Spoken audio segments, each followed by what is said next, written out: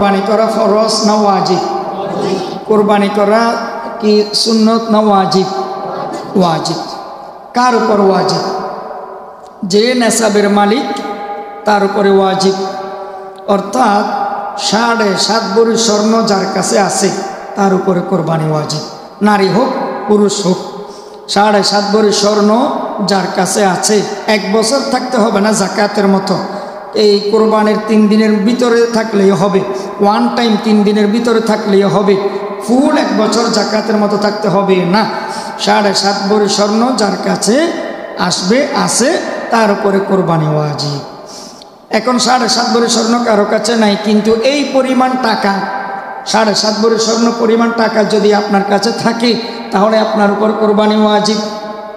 7 থেকে 7.5 লক্ষ টাকা, 7.5 ভরি স্বর্ণের দাম, প্রতি ভরি যদি 1 লক্ষ টাকা ধরা হয় অরিজিনাল স্বর্ণকে, বলে হুজুর এতগুলো টাকা কি সবার কাছে আছে? নাই। এতগুলো স্বর্ণ কি আর সবার কাছে থাকে না? তাহলে আরেকটা নেশাব হচ্ছে 52.5 তোলা রূপা।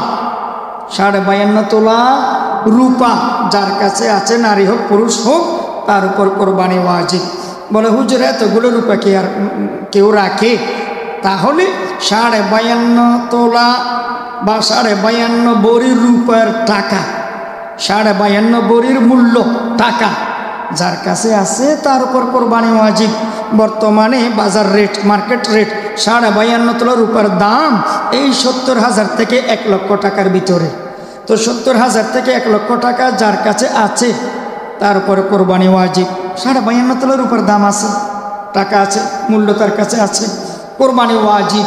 কর্জ থাকতে পারবে না, ঋণ থাকতে পারবে না, কর্জ মুক্ত, ঋণ মুক্ত, অভাব অনটন মুক্ত। এই পরিমাণ 70 থেকে 90,000 বা 1 লক্ষ টাকা যার কাছে আছে তার উপর কোরবানি কি ভাই? ওয়াজিব, ওয়াজিব, ওয়াজিব। সব টাকা কোরবানি দিয়ে দিতে হবে না, যে 80-90 আছে, 1 লক্ষ টাকা আছে, সব টাকা দিয়ে কোরবানি দিতে হয় নাকি? না, 10-12-15 হাজার টাকা দিয়ে কোরবানি দিলেই তো ওয়াজিব আদায় হয়ে গেল। তারপরে কোরবানি ওয়াজিব হওয়ার আরেকটি শর্ত হচ্ছে আকেল হতে হবে। আকেল অর্থ সুস্থ মস্তিষ্কের অধিকারী। পাগলের উপর কোরবানি ওয়াজিব না। পাগল কোনো কারণে কোটিপতি পাগল, কিন্তু কোরবানি ওয়াজিব না। কারণ তার কি নাই? ব্রেন ঠিক নেই, সেন্স নেই।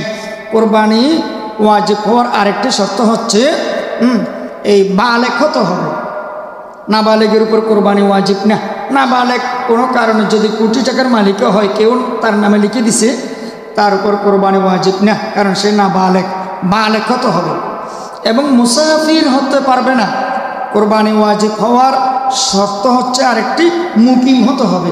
মুসাফির উপরে কোরবানি ওয়াজিব নয়। মুসাফির কে? অর্থাৎ কোরবানির 3 দিনের ভিতরে 48 মাইল দূরে 15 দিনের নিচে যে ব্যক্তি সফর করেছে তাকে মুসাফির বলে, তার উপরে কোরবানি ওয়াজিব নয়। আরেকটি শর্ত হচ্ছে কোরবানি ওয়াজিবের স্বাধীন হতে হবে। পরাধীনের উপরে কোরবানি ওয়াজিব নয়, স্বাধীন হতে হবে। পরাধীনের উপরে কোরবানি ওয়াজিব নয়। তাহলে আপনারা চিন্তা করে দেখেন আপনাদের উপর কোরবানি ওয়াজিব কিনা। হ্যাঁ, এই 70-72 হাজার থেকে 90,000 টাকা আছে কিনা, থাকলেই কোরবানি ওয়াজিব। আচ্ছা, এবার আপনারা একটা প্রশ্নের উত্তর দেন, কোন কোরবানি উত্তম? কি শরিকদারি কোরবানি উত্তম নাকি একাকী কোরবানি উত্তম? বলেন। একাকী কোরবানি উত্তম। কারণ শরিকদারের মধ্যে কোনো শরিকদার যদি ভেজাল টাকা দেয়, কোরবানির পরে যদি বলে সুদের টাকা দিয়ে আমি কোরবানি দিছি তোমার সাথে, ঘুষের টাকা দিয়ে আমি তোমার সাথে কোরবানি দিছি, কিছু মনে করিও না, এখন বলতেছি, তাহলে তো সবার কোরবানি নষ্ট হয়ে গেল। এই জন্য একাকী কোরবানি দেওয়াটাই উত্তম, বেটার। এটা খাসি দিয়ে হোক, এটা ছাগল দিয়ে হোক, এটা বেড়া দিয়ে হোক, এটা দুম্বা দিয়ে হোক, একাকী কোরবানি দেওয়াটাই বেশি উত্তম। শরিকদারির মধ্যে ভেজাল থাকার সম্ভাবনা আছে না? নাই, আছে। তাহলে শরিকদারি কোরবানির চেয়ে একাকী কোরবানি দেওয়াটা বেশি উত্তম, বেশি উত্তম। বলেন কোরবানি কয়দিন করা যায়? বলেন কোরবানি কয়দিন করা যায়? 3 দিন, জিলহজের 10 তারিখ, 11 তারিখ, 12 তারিখ। এই কোরবানির ঈদের নামাজ, ঈদুল আজহার নামাজও কিন্তু 3 দিন পড়া যায়।